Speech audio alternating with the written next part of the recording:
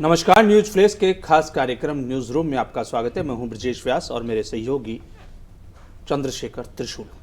News room में हम बात करते हैं दिन भर की उन राजनीतिक, सामाजिक या फिर सत्ता के गलियारों में होने वाली उठापटक पर, उन घटनाओं पर जिन पर आप कुछ सुनना चाहते हैं, जिनकी गहराई को आप जानना चाहते हैं।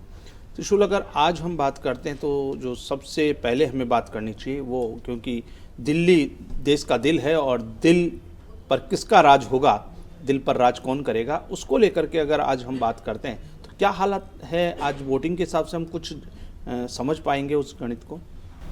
देखिए विशेष जी, जो वोटिंग, एक तो सबसे पहले ये कि ये तमाम दावे अभी तक सक्रिय नहीं हो पाए।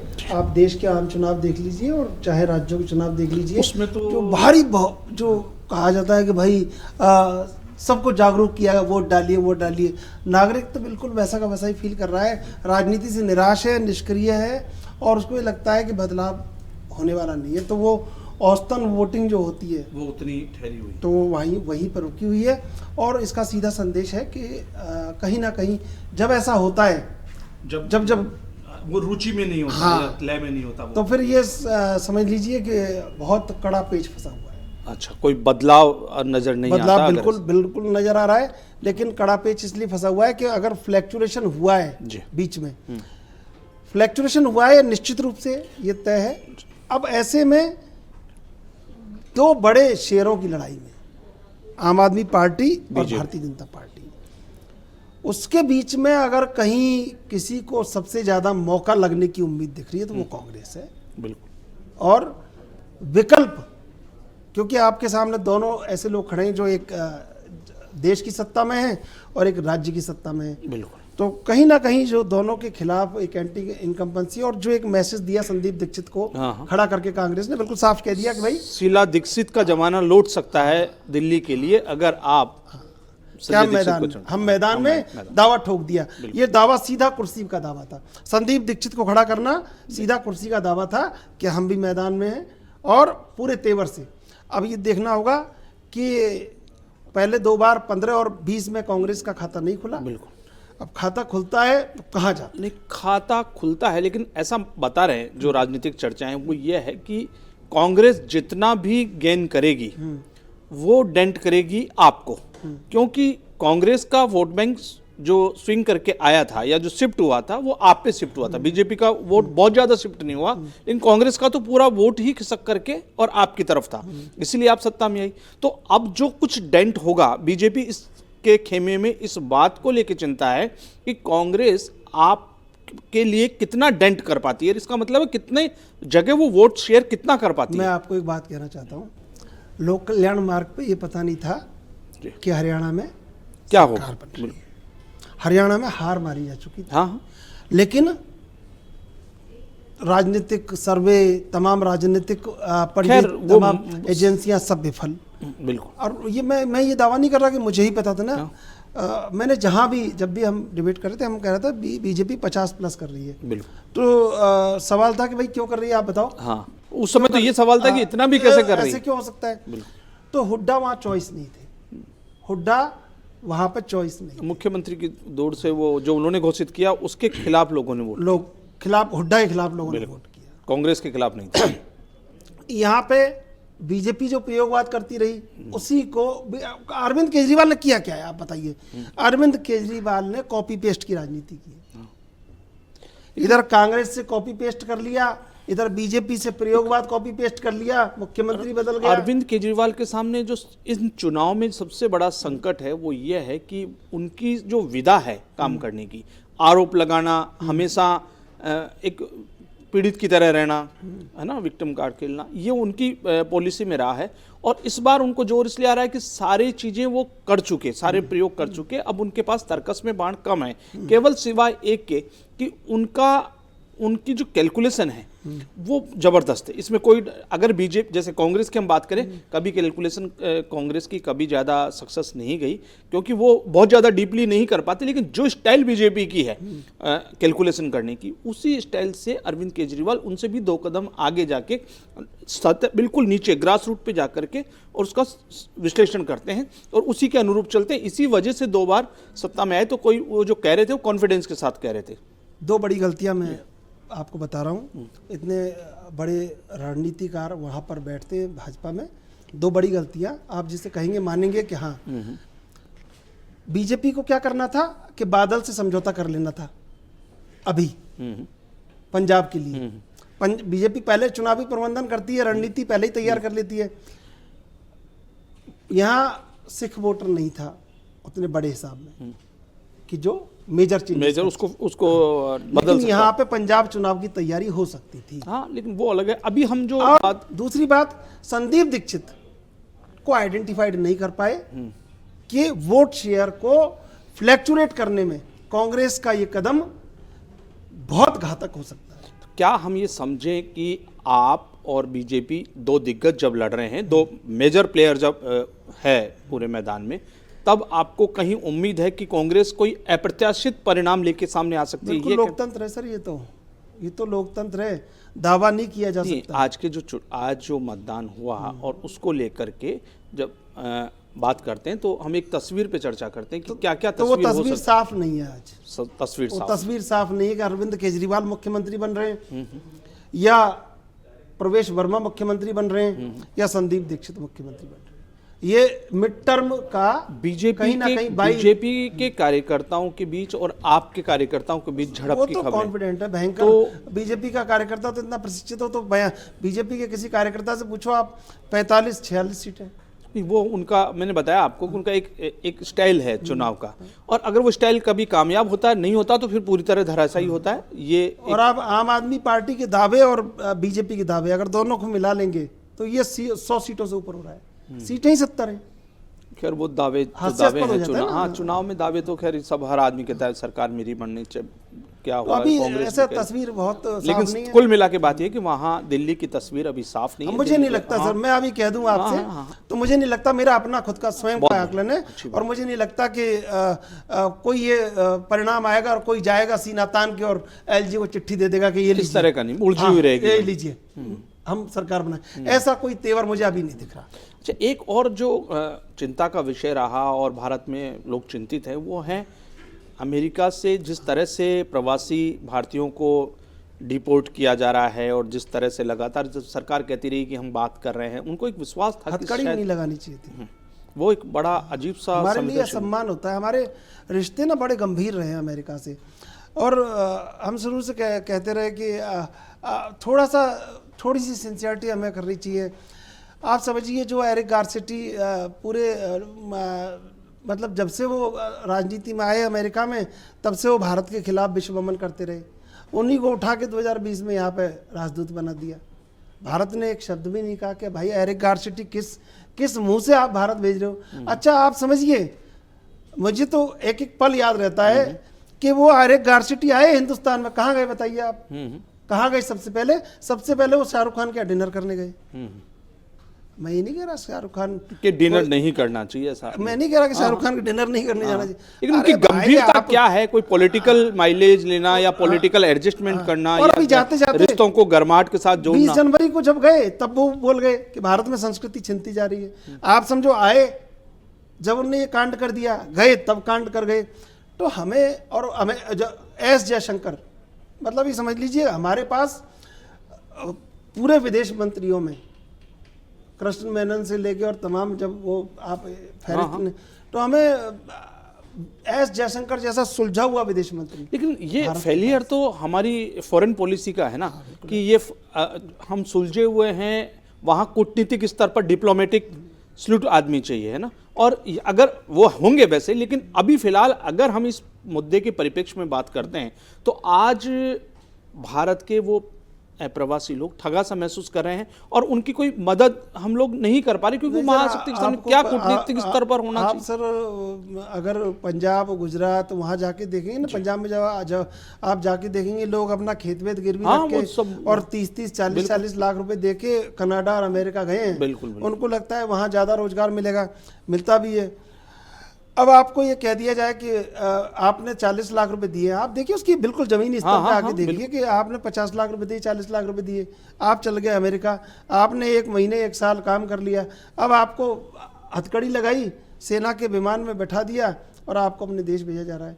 उसके संग तो आप समझिए ना कि अब ना उस घर का ना लेकिन घाट का जो सरकार हमारी कहती रही कि अमेरिका हमारा दोस्त है, हमने उनको बुला करके जिस तरह का हाँ, तो ये दोस्त जैसा सम्मान सब दिया, लोग लेकिन अब मुझे लगता है कि जो ट्रंप का जो दूसरा कार्यकाल रहा है इसमें वो बदले हुए नजर नहीं आ रहे आपको पूरी नहीं, तरीके वो सर से। बदलाव की तो हवा निकल जाएगी 3-4 महीने में। ये बड़ी बड़ी जितनी भी अर्थव्यवस्था है ना, सब ये कर्जे पे खड़ी है। एक बात, कोई ऐसी बहुत बड़ी अर्थव्यवस्था किसी देश की आप देख लेंगे, सारी अर्थव्यवस्था को अध्ययन कर लीजिए, सारी अर्थव्यवस्था कर्जे पे खड़ी है। भारत क्या है, थोड़ा सा कभी कभी जो उदारवादी रुख अपना लेता है ना, एक ठोक के स्टेटमेंट देना चाहिए था। जब यूरोप ने कहा कि हम आपकी निगरानी कर रहे हैं, आप रूस से कच्चा तेल खरीद रहे हैं, एस जयशंकर ने बोला कि हम जो महीने भर में करते हैं वो आप एक दोपहर तक कर देते हो वो काम। यहाँ पे हथकड़ी लगा के भेजना, सेना के विमान से भेजना, ये कहीं ना कहीं विपक्ष के लिए, विपक्ष तो चलो जब देश का मामला आता है तो पक्ष विपक्ष सब एक है, उसमें कोई भी ये नहीं कह सकता कि हम एक समीक्षा ये कर सकते हैं कि क्या अमेरिका के साथ भारत के रिश्तों को नए ढंग से परिभाषित करने का समय है, क्योंकि रिश्ते जिस ढंग से बदल रहे हैं और जिस ढंग से वो हमारे यहाँ पूरे एशिया के अंदर नए ढंग से समीकरण बन रहे हैं, कुछ चाइना कैंप है, एक अमेरिकन कैंप है, और ये कैंप में जो एशिया के देश बढ़ते जा रहे हैं, अमेरिका ने जो कुछ श्रीलंका में किया क्योंकि वो चाइना वहाँ एक्टिव था, तो उसको ये लड़ाई एक्चुअली में अमेरिका और चाइना कैंप की है।